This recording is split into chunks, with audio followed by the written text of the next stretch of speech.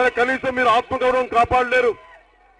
దొడ్డిదారు మనల్ని తిట్టిన తెలంగాణ ముఖ్యమంత్రి కేసీఆర్ గారిని మీరు వైసీపీ రూపంలో తీసుకొస్తా ఉన్నారు. పోనీ మీరేమైనా సవ్యంగా ఉన్నారా అంటే మీ పులివెందల్లో మీ వైఎస్ కుటుంబానికి కంచుకోవడం చెప్పారు. పులివెందల బయట ఎవరు రాలేడని చెప్తారు. అలాంటి పులివెందల్లో మీ సొంత వివేకానంద రెడ్డి గారిని చచ్చిపోతే మొదటి సగం 12 గంటలు ఆత్మహత్య అని చెప్పారు. మొదటి 12 గంటలు గుండెపోవడం చెప్పారు. తర్వాత గొడ్డలతో నరికేశానని చెప్పారు. ఎంతసేపు మీ ఇళ్లలో కోడి కత్తులు గొడ్డలు తప్ప ఏం మాట్లాడరా అండి మీరు?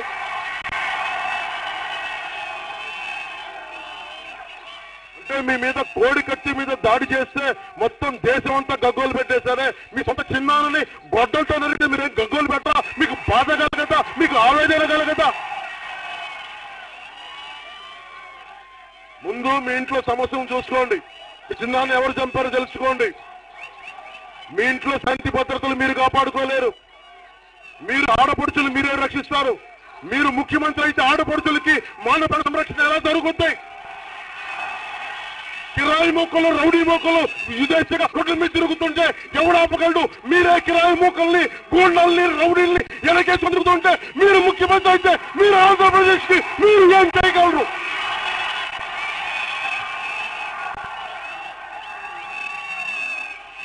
పోయి చంద్రబాబు గారు చేస్తారంటానికి మరి ఆయన ఎందుకో మరి వెనకంజి వేస్తాడు. తెలుగుదేశం నాయకులకు ఒక్కొక్కరికి పేరుకే పెద్ద పెద్ద చొక్కాలు విగ్రహాలు వేసుకుని ఓహో తిరుగుతా ఉంటారు.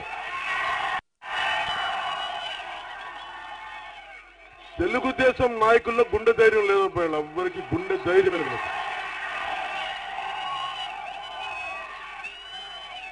ఎవరికన్నా దమ్ము ధైర్యం ఉందంటే మా జన సైనికులకు, మా ఆడపడుచులకు.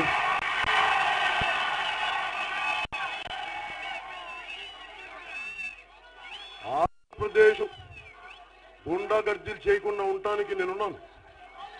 జనసేన ఉంది. గూండాలు పిచ్చి వేషాలు వేసి కిరాయి మూకలు చేస్తే విదేశీగా తిరిగితే కాళ్ళు కిళ్ళి కూడా కింద కూర్చోబెడతారు రౌడీ మూకలకి గూండాలకి.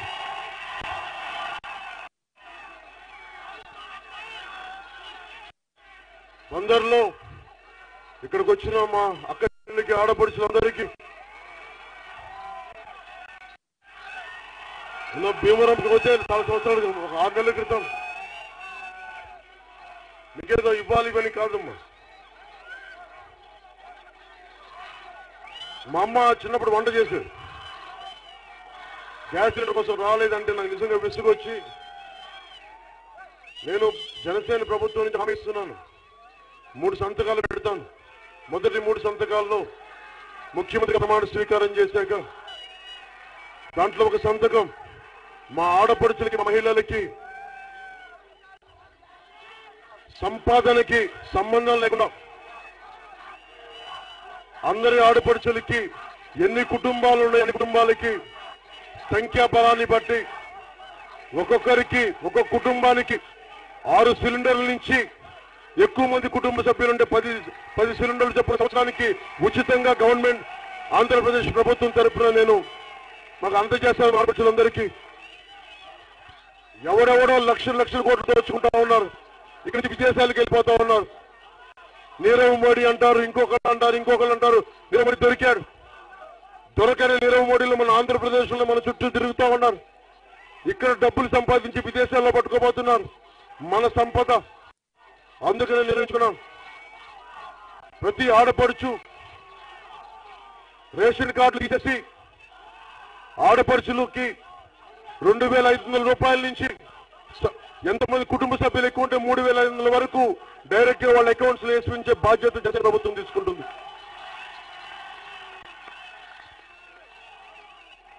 ఒళ్ళు హోమం చేసుకొని ఒళ్ళుని తన ఒంటి శ్రమతోటి భూమి నుంచి కస్తూరిని తీసే రైతన్నకి నెలకి 5,000 రూపాయల చొప్పున పెన్షన్ అందజేస్తాం. అలాగే మన మచిలీపట్నం అంతా ఉన్న మత్స్య కార్మికులందరికీ 58 వయసు వచ్చిన ప్రతి మత్స్యకారుడికి నేను 5,000 రూపాయల చొప్పున ఇందాక పెడల్లో అనౌన్స్ చేసిన 5,000 రూపాయల చొప్పున నేను వారికి పెన్షన్ అందజేస్తాను.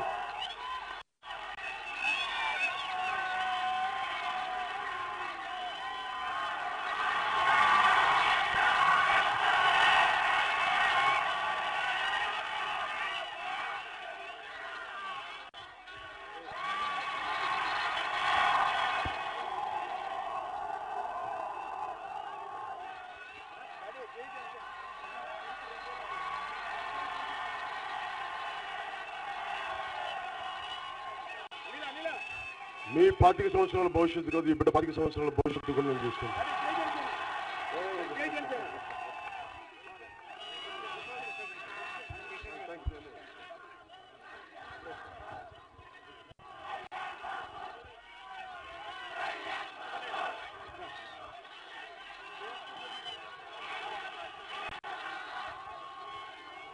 ఈ రోజున జనసేన కూటమి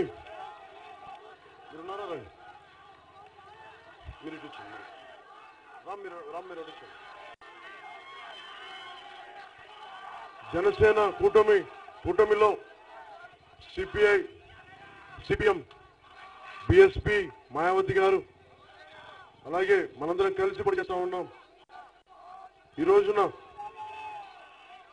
సిపిఐ నాయకులు ముఖ్య సురవరం సుధాకర్ రెడ్డి గారికి బందరించి సభాముఖంగా చెప్పదలుచుకున్నాను. నేను ఎప్పుడు అలయన్స్ తాలూకు ధర్మాన్ని దెబ్బతీయను. నేను అందరికీ తెలియజేశాను.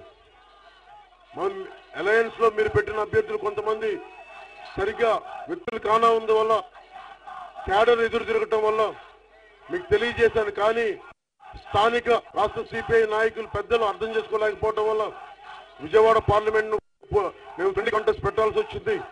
అంతేగాని మీ మీద అగౌరవం కానీ మిత్రధర్మాన్ని రిచేయడం నేను కాదు. దయచేసి పెద్దలు అర్థం చేసుకోండి. అందుకని మనస్ఫూర్తిగా మీకు అండగా ఉండేవాడిని. మీరు కనుక అలయన్స్ నుంచి వెళ్ళిపోతాను అంటే అది మీ నిర్ణయం. నేను మటుకు వచ్చింది యువత కోసం వచ్చాను, ఆడపడుచుల కోసం వచ్చాను, ప్రజల కోసం వచ్చాను. సర్వస్వం ధారపోస్తాను. నేను మీ అందరికీ అండగా ఉంటానని తెలియజేసుకుంటూ ఈ కూటమి జనసేన, సిపిఎం, కూడా రావాలని మనస్ఫూర్తిగా కోరుకుంటున్నాను. వారు బహుజన్ సమాజ్ పార్టీ కలిపి ఒక సరికొత్త కూటమిగా వస్తున్నాం. ఇది దేశంలోనే మాయావతి గారిని, బెహన్జీ మాయావతి గారిని ప్రధానమంత్రిగా చూడాలి అని చెప్పి కోరుకునే వాళ్ళలో నేను ఒకరిని.